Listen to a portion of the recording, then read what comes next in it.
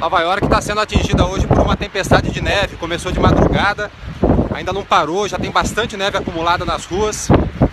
Está ventando bastante também. A prefeitura determinou que as escolas e universidades fiquem todas fechadas hoje. Tem alerta de pistas escorregadias. E a cidade também assim, um cara de cidade fantasma. Pouca gente nas ruas. A sensação térmica agora é de 14 graus abaixo de zero. E no Brasil tá quentinho, né? Bom dia para todos.